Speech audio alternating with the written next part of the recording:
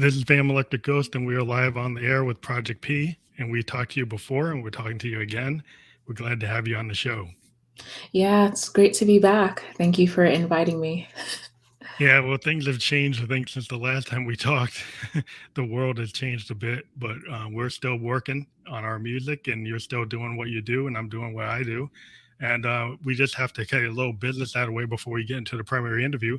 But we are now sponsored by a company out of Germany called Double Jack Online, and they are a philanthropic online lottery. And what they do is they allow you to play Keno and Powerball, and then a percentage of the profit go to charity. And so it's a cool thing. So you get to do like some kind of online gaming, but you also get to be helping out causes. So that's kind of interesting. So we just like to you know announce who they are, and we'll show their overlay here. And if you actually just take your cell phone and scan that, you can get into it and find out if you want to play Double Jack Online. But now that that's out of the way, we'll get to the main interview, and we'll talk to you about what you've been doing since the last time we talked to you, which was a while ago before the pandemic. Yeah. Um, Wait, I feel like we did have another one earlier this year, didn't we? Yeah, we might have talked to you earlier too, maybe in the middle of the pandemic. Yeah. Well, what I've been working on before March 2020 was I was just trying to, I guess, work on my producing skills. And then earlier this year, um, I kind of started to figure out a workflow that helped me write songs faster, make songs faster. Oh, And cool. so, yeah. And so now I am kind of transitioning, not completely away from electronic music, but I'm exploring more heavily R&B inspired beats. Yeah, I Um, saw that write up. So you're getting more into like soul or neo soul or traditional soul or kind of modern soul. I would say, yeah, like R&B soul. Hmm. Yeah. But Well, still I still design a lot of synths for it. yeah, well, like, it's interesting because a lot of soul music, if you get from Maxwell to Prince, even going back to, if you get to like Marvin Gaye, there's sense on that stuff. There's sense on some of his later work. So, synths have always kind of been involved at some big, Stevie Wonder's big synth head. Mhm. But yeah, I think it's like when you become a songwriter, I think you start to explore forms that give you more of a way to actually express a song. And did you find that like R&B is more um you're more able to express a song idea in R&B than like straight electronic? Is that what started to happen? Yeah, that and I kind of get into these phases where I listen to a certain genre and I think I kind of got back into my R&B phase. Although my last R&B phase was more 90s R&B, but Mhm. this phase is more contemporary. So I Contemporary, so no, started, it's yeah, like 2021 R&B, not like 1970s R&B. right. Like Yeah. Curtis Mayfield, Mhm. funkadelic type of stuff. But yeah, it's interesting. Like as I get into the music I do, I change my workflow too. I've been very much a person that's like not into the DAW. I've been like very hardware analog focused most of my career, just because it's kind of what I like to do. And then Mhm. this year I kind of bit the bullet and I got an Akai Force. So now I can actually do clip based stuff, but I still didn't want to use a PC. So I'm kind of using like this MPC type of thing where they stand alone. Mm. Um, but it's a totally different workflow than what I'm used to. And it changed. So like when you started finding new tools, did it really change like you said you made your workflow easier. So you found a different method of how to construct stuff, and then you went to a different genre. Yeah, so well, I didn't actually get any new equipment, at least not yet. I Mhm. requested some stuff for Christmas. So I have a Christmas wish list and most of it is producing gear. So hopefully I get new gear soon. But it was actually just, I guess, really getting into the mixing workflow Oh, and yeah, that can yeah, really radically change your music. yeah, exactly. So I 'Cause still use Ableton, I still use, all the stuff that I use. I have the same monitors, the same, the same MIDI keyboard that I use. It's just my workflow that has really changed. yeah, 'cause I started discovering, because now I can do clip-based stuff that, like, in the analog world, everything is kinda like you physically have to have a pedal or a box if you Mhm. wanna do something. But in this kind of modern DAW world, like you could go and grab a compressor, you could grab like an effect, you can download effects, you can download other things. So once you start playing, it's like, oh, I can do a spring reverb, or I could go do a space echo, or I could do, and then you can radically change a mix. You could have something straight, and then say, well, that was really not interesting, right? And then suddenly you put a different effect on something, and it totally radically changes that sound. Um, and again, depending on how detailed you get in your mixing, you can like start to really change the way your music sounds based on like choices that you make in production. Exactly. Yeah, speaking of reverb, I've heard really good things about Valhalla Reverb. Oh, you like that? Um, well, I still haven't, invested in that one. Right now, I just use an Ableton stock reverb, but I definitely wanna get into more plugins that are specifically for those effects. I think Yeah, I that'll be just really cool. finally my Akai Force has all these plugins, and so you can do like four plugins at once. And then for my analog workflow, I've got a real Moog analog spring reverb, so I can actually run things into a analog reverb. And then I've got some like analog delays. And so it's interesting because like an old synth technique is like if you take an old like a Roland or a synth, a hardware synth, you run it through like a stop box. You go buy the same kind of pedals a guitarist has, and if you run them through those pedals, you can chain them, and then you could have tons of different things affecting your synth, and then it radically sounds. It becomes like your own sound because like everybody might have that synth, but then the choice you make of how you routed it through all these effects suddenly changes the sound to kind of like a custom sound, which is kind of like I think every producer wants to get that custom sound unless you like cloning other people's stuff. Yeah, true. Yeah, definitely helps to, create a unique sound, layering different plugins and effects. Cause you also like sell sounds like you sell like online. I've seen like you advertise that you sell like packages. Maybe talk about that. I haven't actually sold any yet. I Oh, give you them haven't. away for Oh, free. oh, you give them away. I know you have packs, but I didn't realize if you were selling or you just like offer 'em. Yeah, right now I just give them away every time I do a release. I release the sample pack of all of the samples that I used in the song. Mhm. I definitely do want to sell my sample packs in the future. I just want to have some that are not from my releases, if that makes sense. Yeah, yeah, yeah. Because like if you do that, then you might start getting copyright strikes on your own stuff. Yeah, exactly. That's like the big problem today, because like sometimes like I'll go do a show and it's my song, and then YouTube will say copyright claim. Like, well, that's me Yeah, talking. I'm on my own show and I got a copyright, and then I have to go challenge it. The way didn't you realize like that's my song? yeah, exactly.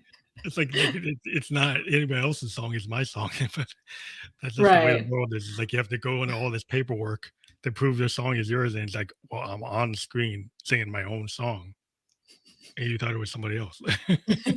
I didn't even think about that.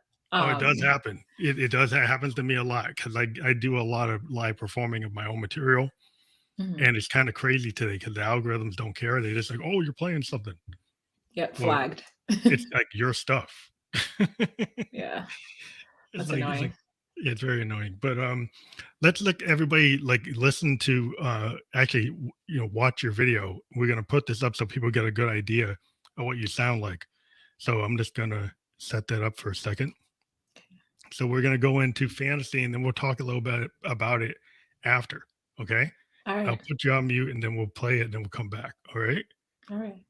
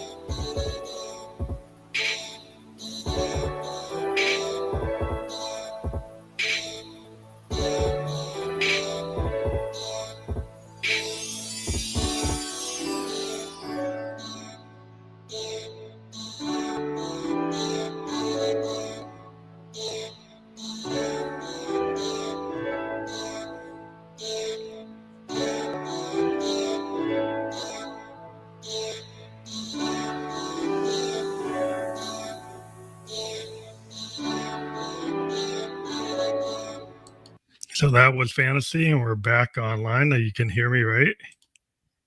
You're Yep, yep. back. Yeah.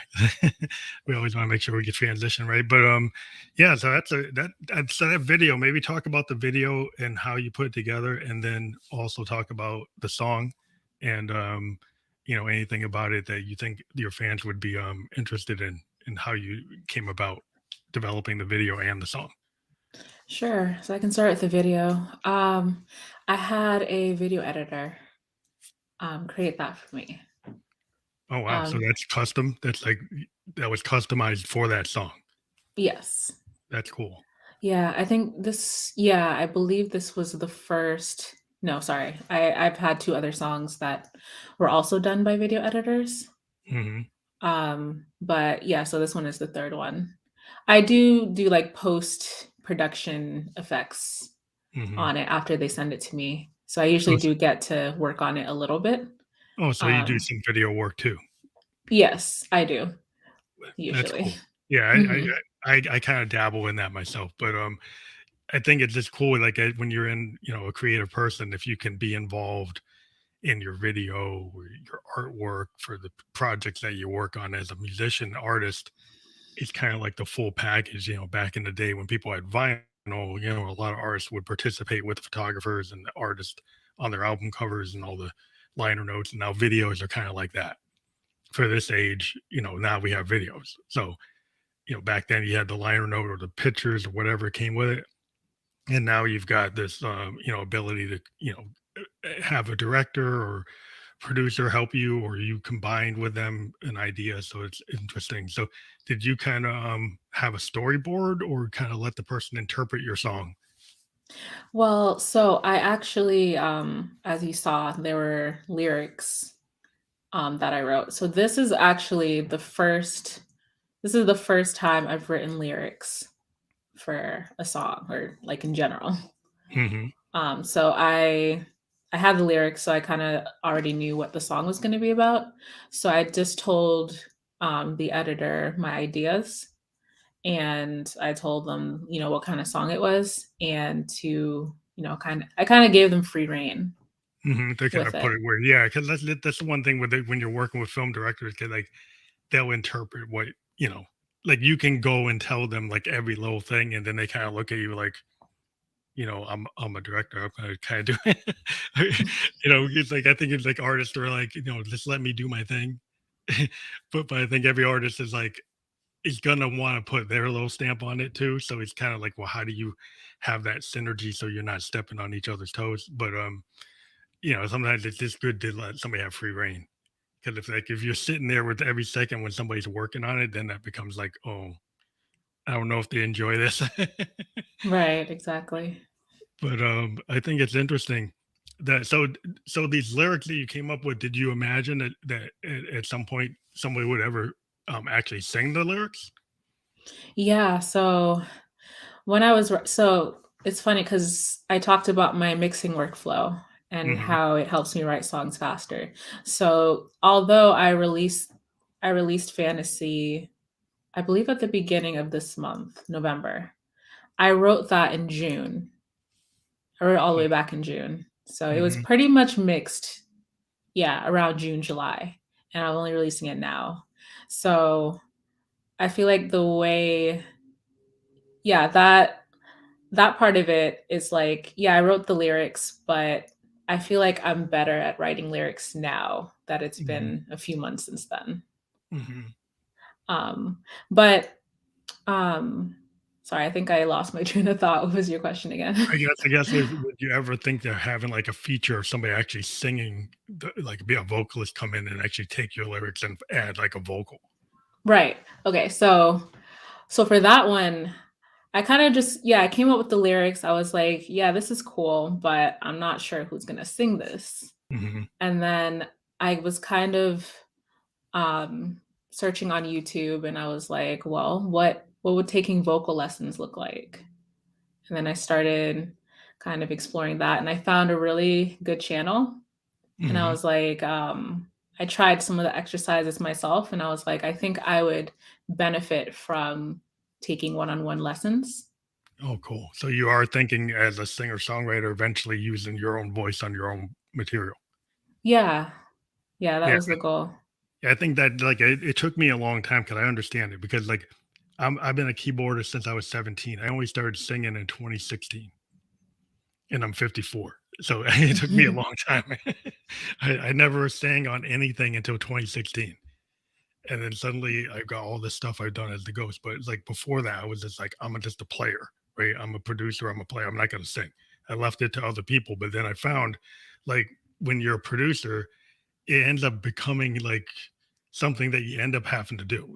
Like when you're a songwriter, eventually you'll find your voice and find a way to put your voice on your own material. But it's kind of like that classic singer songwriter thing because there's something about even if you're not pitch perfect, like, you know, you're not. I'm not Marvin Gaye, you know, people are Whitney Houston, but there's something about when somebody sings their own song. There's like an honesty to it, and you don't necessarily have to be the best singer in the world, but if you have that feeling that you know it's your song, so you own it. I think that's what comes across, and so sometimes like you don't have to worry about being as perfect as possible, but you just have to be able to. Does it convey the emotion? And if it conveys the emotion, then it's like it's fine. Yeah, yeah, I totally agree. It felt like even though at the time, now I've been taking vocal lessons since July. So now even though I'm not exactly where I want to be, obviously, Mhm. I am at a point now where I can imagine myself on future tracks. But before, Okay. I still really couldn't, but it felt right for me to do it. Yeah, yeah.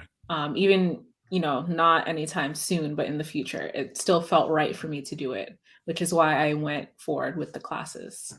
Well, I think that's great because there's something about a singer songwriter that's like most of my interviews are with singer songwriters. I don't really deal with people who are are just vocalists that sing other people's song. I tend to deal with like in the indie field, no matter what genre. It's like people who write their own music, whether it's instrumental or not. But it's something about that I think is very interesting to me as a music fan. I've always been interested in the kind of underground music and Mhm. independent or college radio. Growing up, that's where I found the stuff that I really was digging because the top 40 is cool, but there's a lot of interesting things happening in the emerging artist. I think that's where emerging because that's where like if you're a musician, you want to see what's really going on. You check the underground, you check SoundCloud, you check all these places where there's new artists coming out, and it's not always what is considered to be in the top tiers of our industry, but there's a lot of cool stuff that's happening and it ends up eventually getting to the top Mhm. because there's a lot of things come out of nowhere. You get hip hop. He get now you get he had grunge came out of nowhere, but it really didn't. I mean, it came out of punk, came out of rock. There's different things that come, you get, mumble rap. There's always some new aspect of something coming. And, if you want to kind of be on the heartbeat of it, you got to check out where the emerging artists are. Yeah, true. Very true. So, so a lot of this new kind of direction, is there a project associated with your new kind of soul, modern soul R&B tech? Is there an album or an EP you're going toward, or are you working toward individual singles? I think for now, I did have an album idea, Hmm. but I think for now, I'm going to continue releasing singles because doing a Yeah. whole album is a lot of it's a lot of energy Well, put in that project. I think it's a good strategy because what I see is like there used to be this kind of thing. It going kind of still is out there in the industry. You get some people whose producer would say, "Well, I'm gonna spend like 6 months trying to make the perfect song that's gonna get into the top 10," and then you put all your energy into that. But then it's kind of like that's all your eggs in one basket. And Right. unless you're working with some big producer that's gonna guarantee that it's gonna break through, then the other strategy is to kind of like, well, I'm going to write singles and try to do my best work on single projects, and then put them out on a regular basis so I can keep my fans engaged. And you Yeah, get better with every single. yeah, and I think it's like if you just spend all your time 6 months working on one thing, it's kind of like like Born to Run. Like Bruce Springsteen spent like 6 months building a wall of sound for like that song. I mean, that's a really good effort, but it's like the band got burned out. And they were Mhm. they're like, "What the heck?" You know, it's like so you can do that, but then you kinda like you might deal with, like, the consequence of doing that your band doesn't wanna talk to you for, like, a month because you burned them out. Um, Yeah, but, really true. And another thing too that I was, because I do listen to a lot of music marketing, um, YouTube videos and podcasts and things like that. Another kind of strategy with releasing singles is that, kind of having to do with fans. Your fans or people who might become your fans are more likely to, invest time into listening to one song rather than a whole album. So I yeah, feel like that's if I was to release an entire album, my fan base is not that big, yeah, so it's most likely people not going to listen all the way through, whereas, they can probably invest time into one single, and they're probably more likely to invest their time into one song, one 3, 4-minute song than an entire, like, 30-minute, hour-long album. yeah, it's just the attention span of the typical fan, and then also the fact that you can kinda send it to playlist and try to get playlisted and try to get placed into, like, into, like, sync licensing and different things with a single easier than a whole album. And then from like if you're successful with like single licensing, if suddenly you can get your thing into a jingle or get it into Twitch or because I'm part of BMI. After many years, I was like, well, I'm gonna make sure I got my pro BMI stuff taken care of. So it's like you license your material, and I went and got like a bunch of my songs licensed for Twitch users. So then I can get like passive income if anybody goes on Twitch and uses it. So there's different ways that you can, as an artist, you have to look at different means, like getting music licensed for video games, getting into short advertisements, working with different, influencers. It tends to be because musicians, we don't get paid a lot of money for streaming and we can't play in venues as much now. And so we have to find other ways to get income in playlisting or, sing licensing and different things or what we have to do to kind of be able to get out there. Yeah, yeah, really true. But one thing I did this year, which I'm not sure if you're going to be into, but we did this Peg music festival in July where we had like a bunch of podcast guests actually play live. Um, um, from the whole criteria was anybody who had been interviewed on the show July 16th through 18th. We had this concert where people did 20 minute sets from their bedroom producer. We would call it a bedroom producer festival, and people did it like from stages or from their bedroom or from a garage or from the basement. We're doing it again in February. And so, anybody like we're asking all of our guests, "Oh, you want to participate?" One of the ways we participate is not everybody played live. Some people just gave us video. So some people went and they produced a video, and it was either like 10 minutes or 20 minutes video material, and then we actually ran that during the festival. So it's potentially something that you might want to be interested in. It's just a way to get your music out there to our audience, and we've got a bigger audience now. Some of our podcasts are hitting like at least 1,000 views per podcast. So that's good for us. But we're always trying to do better. So you can let us know if you'd be into that because we think musicians having a hard time playing. And that's the question. Like, if because of the pandemic, you're probably not playing live shows anywhere. But have you done any kind of like online events, or you mostly do video and do it that way? Or have you ever thought of doing anything online? Yeah, I have not done any kind of performances. I'm trying to work on my piano skills right Hmm. now, and I think I might have mentioned this on Instagram, but along with the vocal lessons I've been taking, I have a friend who I met a couple months ago who is a musician too, Hmm. and potentially, we We okay, so we've been kind of getting together and we've been working on some Like a project, duos. like a duo. You're gonna make like a band, like a duo, like Hall and Oates. Something like that. No, it's like, well, that's kind of like the big duo. Everybody knows like what's a duo is, like Hall and Oates or the Everly Brothers. Or it's either when you get two people together. But yeah, uh, yeah, that'd be cool. So yeah, Mhm, I'm always into seeing how like be I because I'm a musician first. Like I was in bands before I ever like did my own thing, and I mhm, was always in like rock bands or punk bands or like synth bands, new wave bands, and there's something about working with other people. Like you can be like your singer songwriter, you have your own stuff, but anytime I ever worked with another artist or worked with like four guys in a band, it was really cool because like you never know how something's gonna come out. Like if somebody brings something to the practice and then suddenly you create something else, right? Somebody come, I might have a line and then the guitar player came in and said, "Oh, I like that Moog line. Let me boom," and then start doing a chord arrangement. And it's just a really interesting process. So I think once you have two creative people together, or then where you're three or you're four, it becomes a whole thing. So I think so you finding it very interesting or like something you want to do? absolutely.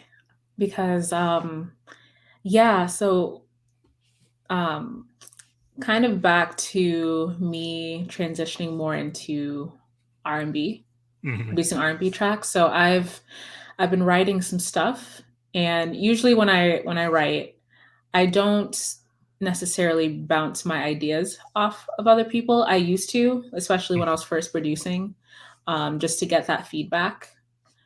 But I guess I've kind of shied away from that because, people are busy and I don't want to Hmm. always be sending my mixes, especially because I'm writing songs a lot faster now. I'll Hmm. have like four things that I could potentially send to somebody. But my friend, he likes listening to my mixes and he'll actually give me feedback, like That's really good awesome. feedback, because he has his own taste, his own ear. Hmm. And his feedback is actually like I take his feedback. Well, Because I that's the start of a duo. So yeah. like that's the start. Like when you finally like when I kind of when I was growing up is like I had these guys they knew I could play, and then like, it was a guy who was a bass player, was a guy who was a drummer, another guy who was a guitar player. They said, well, we need a keyboardist, and all Keith's doing that all the time. So it's but it's the feedback because like I'm a songwriter, so because I'll kind of alpha, I'll go in and I'll try to write the whole thing. And then the Mhm. rest of the guys were like, no, no, no, no, no. Like, let's do this bass line. Let's do this part.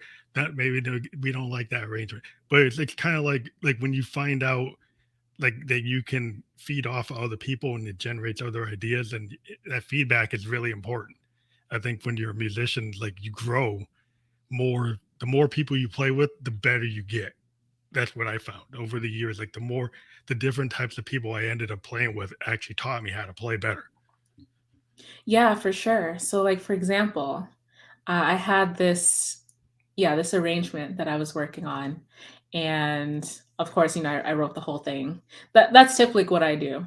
I'll write the whole thing. I think this was the first or the second one that I showed him, and he was like, I really like this, but this section it feels really repetitive.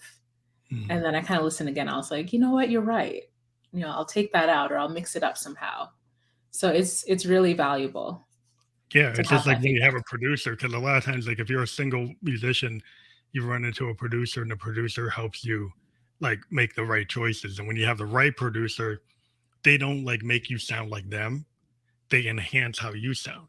Like when you run Mhm, into a really good producer, like you get to stay, Project P, but you get better.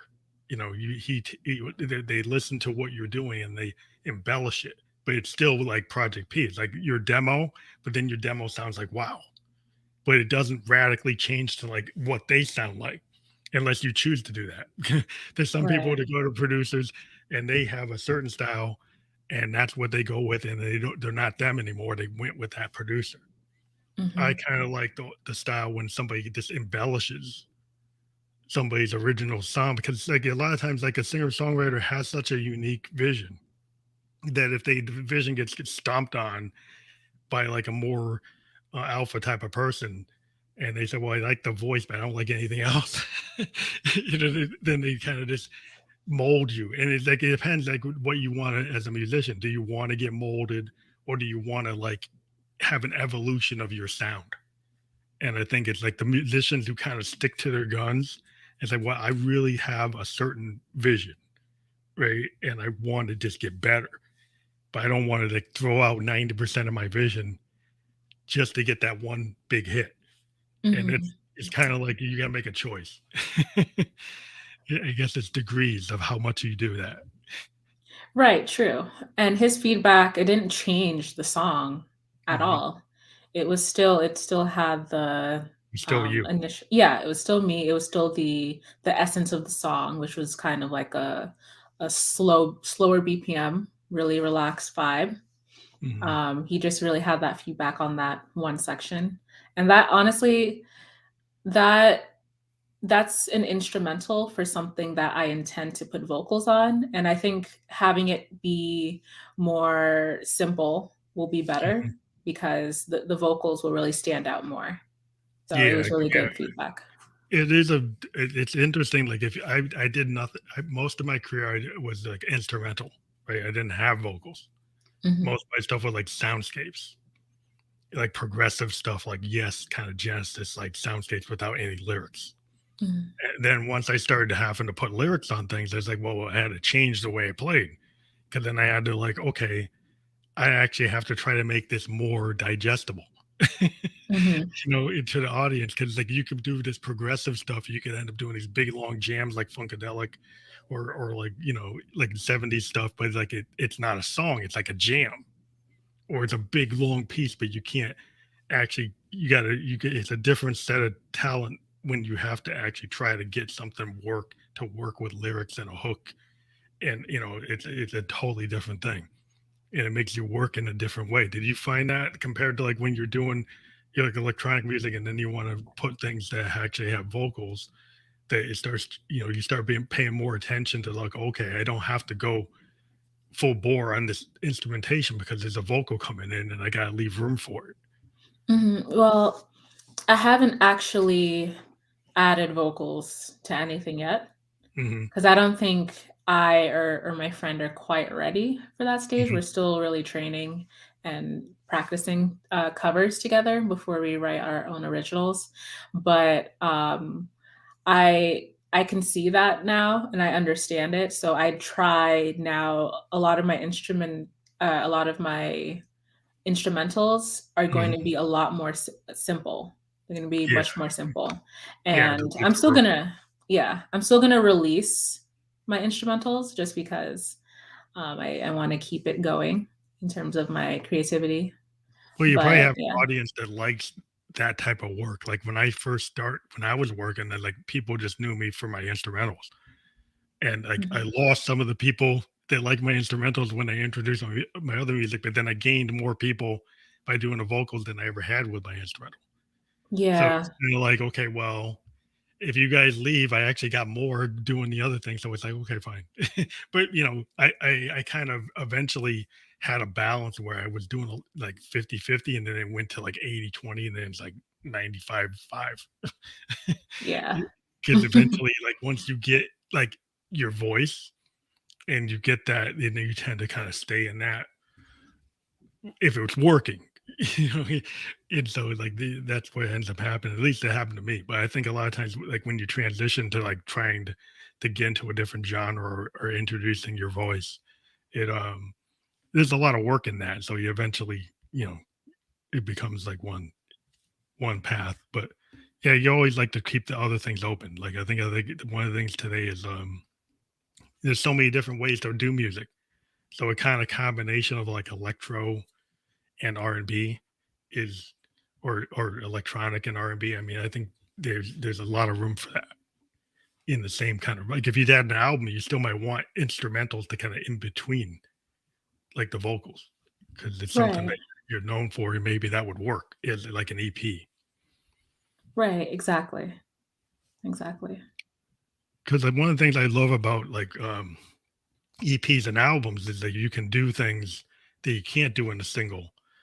So then, like in your case, you could still have instrumentals in between vocal type of songs, Mhm. and then have like a theme that's kind of similar. where they kind of puts them together. He has the whole idea of an EP or an album is this doesn't have to be a concept, but there's something about it that makes it a project.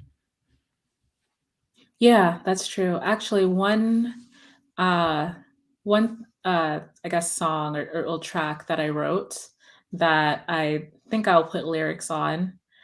I actually took two pretty huge sections of that track, and it's just instrumental. It just doesn't feel right to put vocals there. So it's kind of half vocals, half instrumentals. And I feel like I'm gonna let my friend listen to that one, but I feel like it still works. Like it doesn't all have to contain lyrics. Yeah, yeah. I mean, there's like a lot of music by like one of my favorite like progressive bands. Like Yes, they have these big, long 8, 10 minute, 15-minute songs, and they'll have like a vocal section, and then it goes on to like a classical type of thing where it goes on for like 5 minutes with no vocals at all.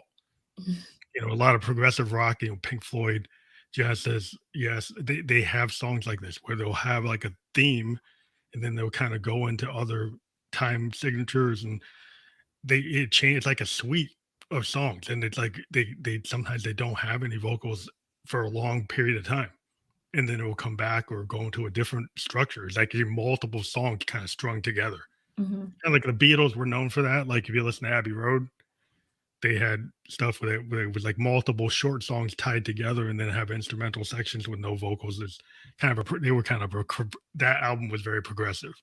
When they went to do Abbey Road, they kind of went and it's kind of like a preview of what the 70s ended up being.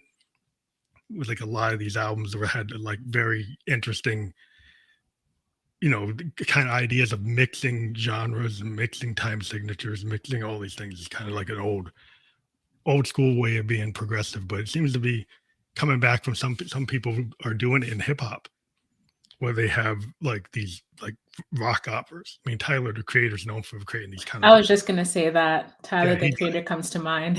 he does a lot of the techniques. They're like 1970s progressive. It's like funkadelic and Pink Floyd, and Beatle-esque, and that's kind of cool. It's weird that rock has gone away from that, and then hip hop is actually taking on a lot of things that rock from the 70s. That's what they did. Now rock doesn't do it, but hip hop does it, Mhm. which is cool. It's just cool for different people to kind of take something from a different time period and use it, which is, I think it's part of the evolution of music is like people mixing genres, which Yeah, is for sure. I think Tyler, the Creator, I forget what song it was, but he sampled something by, Tame Impala, I yeah, yeah. believe. Yeah, yeah, he has some pretty cool. They're pretty much a proto like progressive band. Mhm. One guy, but but he sounds like a full band. Yeah. But he does this really interesting thing. That it's very modern progressive, like Radiohead. It kind of like reminds me of Wilco or Radiohead. It's very progressive, but it's got that kind of surrealistic soundscape, sound Mhm. painting kind of thing. Yeah. If you're a synth head, you're like, wow, that's really cool. It's like I'm a total synth fanatic. I go back and I look at all kinds of synthesizers to try to figure out like how did they get those kind of cinematic sound paintings is how I look at it. Because Mm. like a lot of stuff you can do with synthesizers kind of makes you think of scenes. Like I think of music in scenes. I don't know if you. I think I've talked to musicians a lot, and you tend to kind of think like a painter. Do you feel that when you write? Yeah, for sure when I write, because usually I have a specific idea or vision in mind, and then it's kind of like, "Okay, how can I design my synths to really paint this picture?" Yeah, I think it's like sound painting is a big thing. I mean, for synthesis, because if you're doing a big lush pad, and it's got like all this stuff going on. If you're getting real technical, like, oh, I got like four LFOs doing all these things, and it's like undercurrents of like more undercurrents and overcurrents and all this weird stuff going on. And it's in your mind, you're kind of seeing a picture. You're seeing like I'm seeing like some kind of space picture or some kind of scene that is like very much like a movie. Well, a lot of times when I'm trying to write something, I'm thinking of like movies. and I'm thinking of like trying to convey a feeling that would come be in a scene. And music is like that. To a lot of people, when you write, I think it comes from that kind of emotion. I think anytime you write something, it's coming from some kind of feeling as a creative person. Yeah, for sure. Agreed. So, so do you have any target dates for your next material that people can look forward to? Is like a lot of stuff coming into like 2022, or you have some things coming out like before the end of this year? Um, so the way I've been writing is I try to release every other month. So since I released Fantasy this November, you can expect my next single to come out in January. That's cool. Yeah. That's good to have a path like that, Mhm. because then you have people that have an expectation, and then your fans will follow you. And I've been able to kind of be able to get like a certain core of fans because they know I'm going to put out something on a pretty regular basis. So I've been able to keep like a momentum. And I think that's Yeah.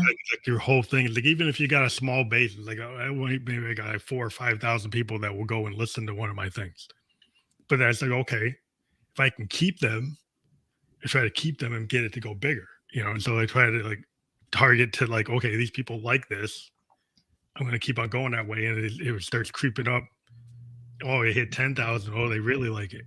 you Mhm. know, and then it's like, that's all you can do as an artist is like, and then if you radically go do something, it's like, oh, it dropped down from 10,000 down to two. It's like, well, I guess I didn't do, they don't like that one. You kind of can see an immediate reaction, at least on the way the net is now. As a musician, you don't have to wait for, like, you can go and see your own metrics, which is kind of cool. I think whether or not you want to listen to it, because sometimes you make a decision, it's like I made a decision. I was getting people like to listen, like 10,000 people. And suddenly I went and just said, well, I'm going to do something else. And I dropped down to like two. So it's like, well, I wanted to do that. So I was like, okay, fine. I dealt with it. Yeah, that's always tough because on one hand, you wanna obviously please your audience and give them what they want, and on the other hand, you wanna keep evolving and exploring different things as a musician. So, yeah, it's like you have to, like, find the balance between what you like to do and what your audience likes to listen to, Yeah. Like and it's suddenly like I wanted to go punk out and do like a Ramones type of thing. And everybody was like, why are you doing that? And I'm like, well, I like CBGBs and I like the Talking Heads and I actually like the Sex Pistols. So it's like, okay, maybe you guys don't like that, but once in a while I gotta rock out. Mhm, exactly. But it's kind of like where you go. It's like it's suddenly, oh, I want to do free jazz. Well, there's a bunch of people love free jazz, but suddenly, like if your fans like, well, I don't, I like techno, and then I go do free jazz, and we're like, what's that? It's like they're not going to get into it. But it's like, you feel the need to do it, then you're going to do it. And like you Right. said, like as a musician, it's like I want to do free jazz because I got a chance to play some free jazz guys. It's like I'm going to do it, and whether the audience follows me or not, it's like it's an opportunity to do something cool. And I think every musician kind of makes that decision, like case by case, where they are. Like you suddenly felt like you want this R&B vibe, and that's where your head's at. So Mhm. that's kind of where you're gonna go, and like, you never know where your head's gonna be like next year, or the year after that. You might go into something else. You might say, "Oh, I'm into trap. I'm gonna do trap. I'm gonna do side trance or whatever. I'm gonna get into something, and you never know where your head's at. 'Cause you hear something, and then you can't get it out of your head, and you're like, whoa. It's like the BJs. The BGs were like like a Beatle like band, and then suddenly they became the defining like band of like disco, and like how like you guys were doing like Beatle like songs. Early BGs is like Beatles. Mhm. It had nothing to do with disco at all. It's like very much like Beatle, like it sounds like the Monkees, sounds like the Beatles, sounds like a little about this, like the Stones, and then suddenly they went and became this disco phenomenon. And you're like, wow, that's very radical how they shifted. But you never know, like artists can do that. They have like a second. success. They actually, when they were very young, they were super big, almost like the new Australian Beatles. And then they kind of dropped off, and then they came back even bigger than they ever were. And you can Mhm. never predict that. Like it's like, oh well, you guys shouldn't do that. And I think they had people tell them like you shouldn't do that. You shouldn't do this like disco stuff. Well, that was the wrong thing to say. Right. It ended up working out. Yeah, it ended up being like they're like the defining band in disco. Next to Mhm. Donna Summer and the Bee Gees. Like who do you think about? That's what you think about. But Right. yeah, you never know where you're gonna go. I think it's like I think your heart as a musician, you kind of go with your heart. You know, if you go with your heart, you never know. It's like it tends to be a good decision. Yeah, I agree. I kind of felt that way when writing, my last release, because I was like, "Well, this is a little bit different from what I did," and one of my most, my most streamed song is pretty much purely electronic. It's a very electronic heavy song. Hmm. So then to do something that's kind of going away from that was a little bit, Yeah, so um it's hard. yeah, it was a little bit hard, but people actually ended up liking it way more than I thought.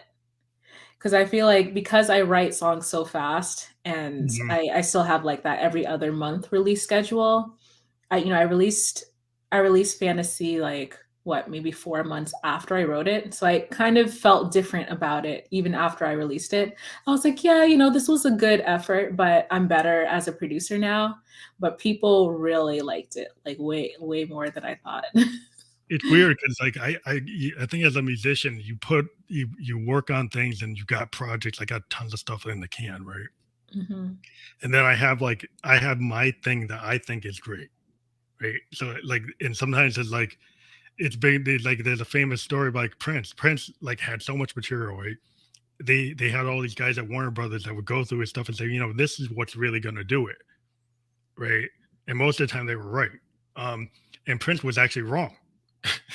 like like he would pick the songs that didn't do well, and then if he let the Warner Brothers guys pick it, then they would do well.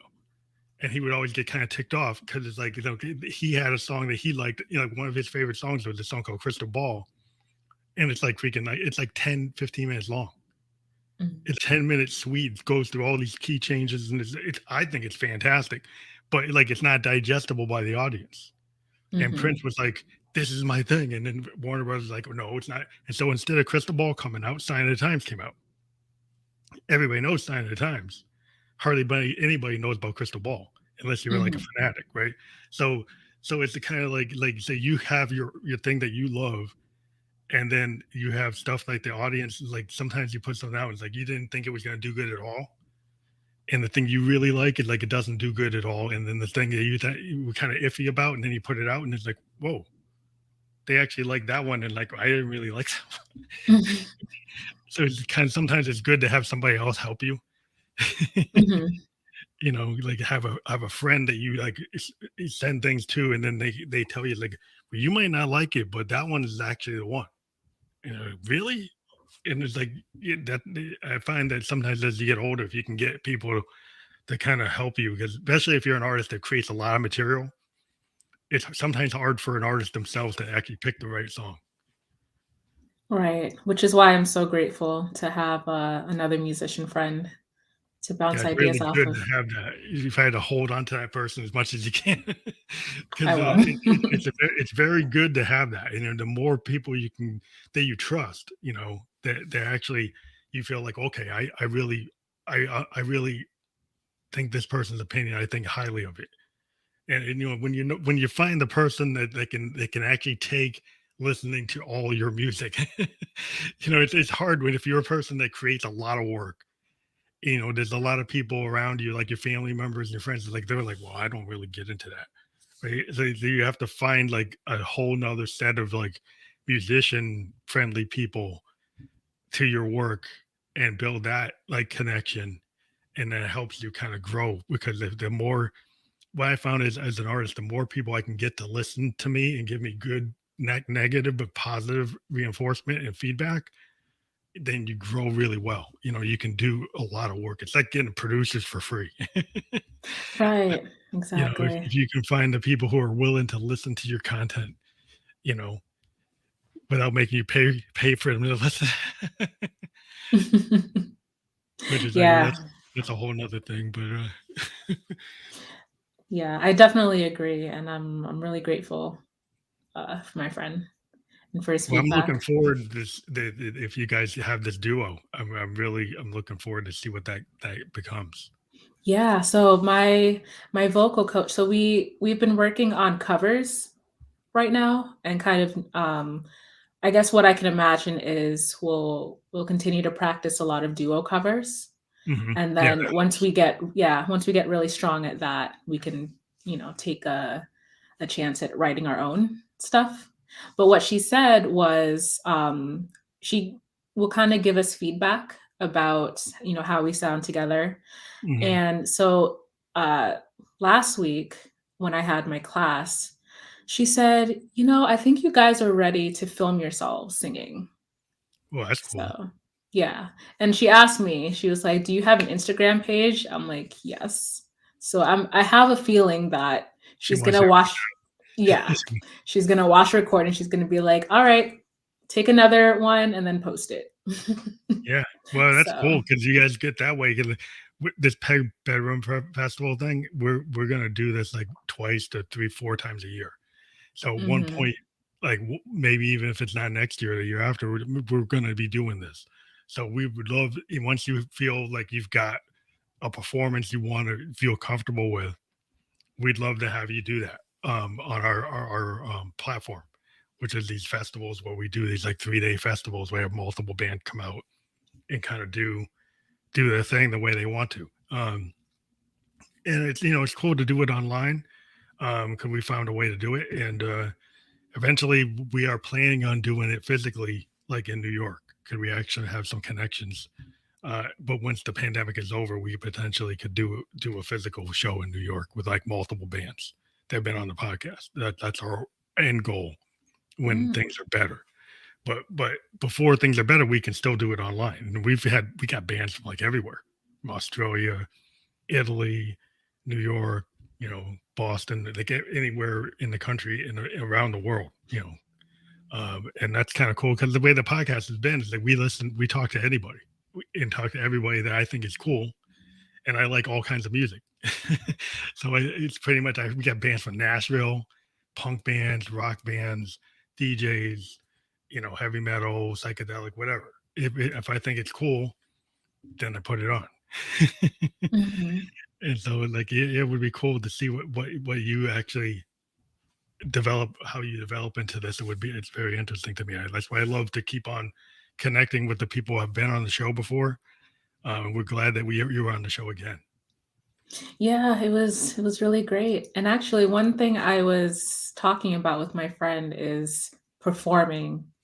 Because he's done he plays the cello, so he's Oh, done, cool. like, yeah, he's done recitals and over the years, and so have I with piano, and we were talking about how we both get nervous to do them, but, like, when we're in it, it's not so bad, Yeah, once you're and in it, it's weird. Like Mhm, musicians, you can be like really. Every musician I've ever known, getting to the stage is a lot of angst, right? mhm, All day, like in the bus or whatever, and they have all kinds of problems until you got on. Then they get on the stage, and it's like it's okay. Now it's okay, but it's like every moment up to the time they get on the stage is like a big hassle, and it's like once they're on the stage, then it's like you become this other I call it like the other me or the other, you like your stage persona. alter ego. Yeah, if you kind of look to think about like David Bowie. Yeah, I always bring up Bowie. Yeah, Bowie was this chameleon, right? And he could go on stage and be Ziggy, he could be Aladdin Sane, he could be, all these characters he would create, and they were kind of like this other version of himself. And you get people like Lady Gaga can do that. Even to a degree, like Prince did that because Prince in real life is nothing like the guy on stage. Mhm. He had barely could communicate, but once he's on stage, he's like, wow, he looks so confident. But like once he was off stage, it was like all this other stuff going on. It's like, well, he doesn't seem as confident. um, but it's like it's something about like once you go on stage as a musician that you can kind of let these things go, and the more you do it, you find like yourself, this other self, this performing self that you don't have to worry about it. It becomes like this, like like muscle memory or just song memory. You don't you actually don't dread it. You like love it. Yeah, for sure. Once So I'm definitely looking forward to performing, either just me or with my friend if we ever get to that. That would be cool. Yeah. I really would love to see that because I think I do like to see how artists evolve and how they're able to get their own voice and how their music changes over time.